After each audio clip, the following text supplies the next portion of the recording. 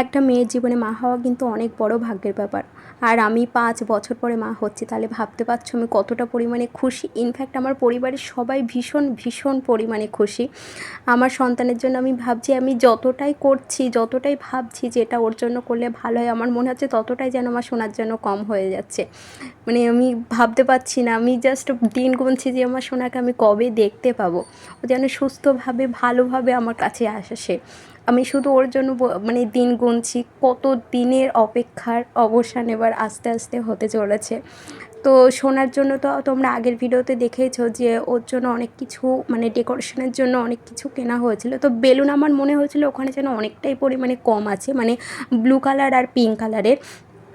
তো আবার আমি এখানে এই যে বেলুন ফোলানোর জন্য একটা পাম্প অর্ডার দেওয়া হয়েছে, আর অনেকগুলো মানে 100 পিস এখানে বেলুন অর্ডার দেওয়া হয়েছে। তো এখানে মানে অনেকটাই বেলুন সব মিক্স রয়েছে। তো এখান থেকে পিঙ্ক আর ব্লুটা আমরা আলাদা করে নেব, আর বাদবাকি বেলুনগুলো ওগুলো থেকে যাবে, ওগুলো আমার ননদের মেয়ে ও পরে ওগুলো নিয়ে খেলা করবে।